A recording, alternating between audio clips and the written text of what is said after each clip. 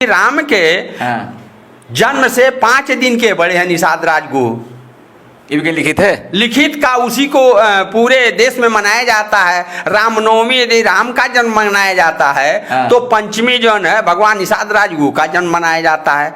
नमस्ते दोस्तों, हमारे फेसबुक पेज हम सब की बात में आप सब लोग का स्वागत है। हमारे साथ एक बार फिर कुंवर हरिलाल निषाद जी हैं। मैं इनका स्वागत करता हूं, अभिनंदन करता हूं अपने चैनल के ऊपर, क्योंकि इनके माध्यम से पूरे भारतवर्ष के अंदर निषाद समाज के लोग जागरूक हो रहे हैं, जानकार हो रहे हैं। हमारे फेसबुक पेज के ऊपर आपका बहुत बहुत पुनः एक बार स्वागत है और एक नई टॉपिक लेकर आए हुए हैं कि हम चाहते हैं उस टॉपिक के माध्यम से लोगों को ज्ञान दिया जाए।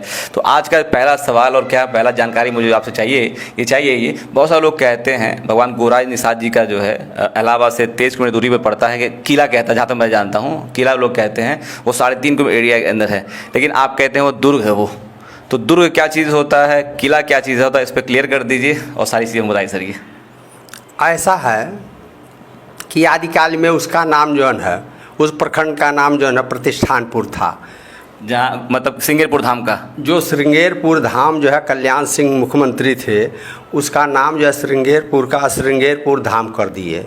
उसके पूर्व में जहाँ निषाद राजगुह पैदा हुए थे उस देश का नाम था वत्स देश।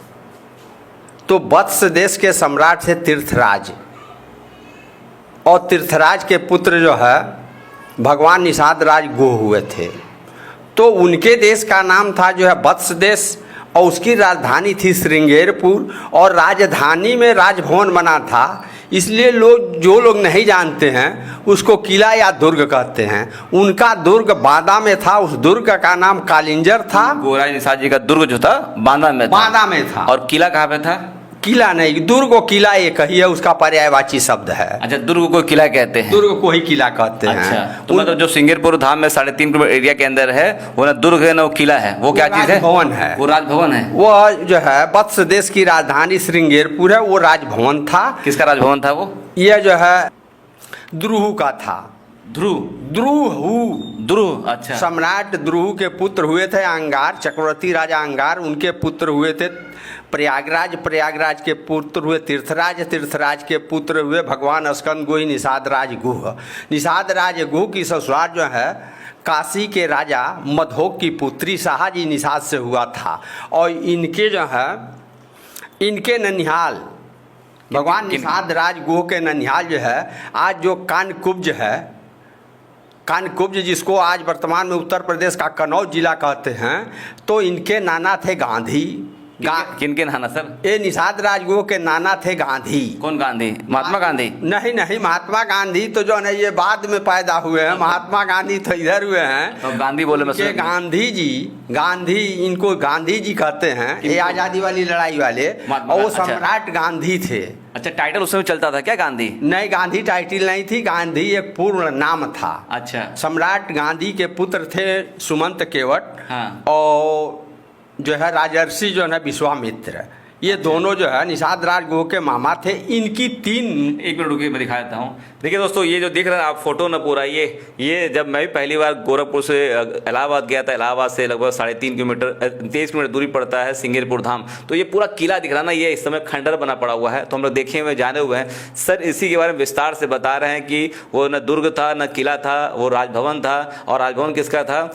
गोराज निषाद जी के पिता तीर्थनाथ निषाद थे, उनके पिता प्रयागराज निषाद थे, उनके पिता सर बता रहे हैं कि बड़ा लंबा पीढ़ी है वो चीज़ें, राजभवन था ये सर। ठीक है, तो देख लिया आपने, पूरा खंडर बना पड़ा हुआ इस समय है। हाँ सर, बताइए सर। तो इनके नाना की 3 पुत्रियां थीं। किनके नाना की? सम्राट गांधी। अच्छा, उनके 3 पुत्रियां थी। बड़ी पुत्री सुकेता था, जिसका विवाह सम्राट तीर्थराज से हुआ था। ये सब समझ नहीं पाए, दोबारा बताइएगा। गांधी कौन थे? गांधी जो है हाँ। एक सम्राट थे, सम्राट निषाद राज थे। उनका गोराज निषाद से क्या संबंध? गुहराज का संबंध ये था कि जो है गुहराज निषाद क्या, हाँ। वह नाना लगते थे पद में। गांधी जी? गांधी जी नहीं, अच्छा, सम्राट गांधी। अच्छा, तो सम्राट गांधी जो है उनके नाना लगते थे। हाँ। और उनकी 3 मौसियाँ थीं। अच्छा, जैसे पहली पुत्री जो थी गांधी की, हाँ। सुकेता थी। अच्छा। तो सम्राट तीर्थराज से इनका विवाह हुआ था, जिससे भगवान स्कंद गोही निषाद राज पैदा हुए थे। दूसरी सुमित्रा थी। सर, तीर्थराज जी को तीर्थराज जी बोल रहे हैं, प्रयागराज को प्रयागराज बोल रहे हैं, गोराज निषाद जी को भगवान बोल रहे हैं। हाँ। ये क्यों भगवान क्यों बोलना है? भगवान इसलिए बोलते हैं कि चूंकि एक हमारे देश में परंपरा चल गई भगवान कहने के लिए, हाँ। और वो भगवान वह होता था हाँ। जो इच्छाओं पर, भग पर नियंत्रण रखता था और काम क्रोध मद से वो दूर रहता था। हैं, इसको भगवान कहा गया। सारा गुण था गोरा निषाद जी के अंदर। हाँ, उनके अंदर सारे गुण थे, इसीलिए आप भगवान कह रहे हैं, उनको कह रहे हैं। उनको लोग भगवान कहते हैं। समाज के लोगों ने उनको भगवान का दर्जा दिया था, भगवान लायक होते, चूंकि भगवान राम के सखा भी थे, उनके मित्र थे। अच्छा, मित्र थे उनके, और उनके मौसी के लड़के थे, क्योंकि लक्ष्मण जी जो सुमित्रा जी के पुत्र हैं, हाँ। तो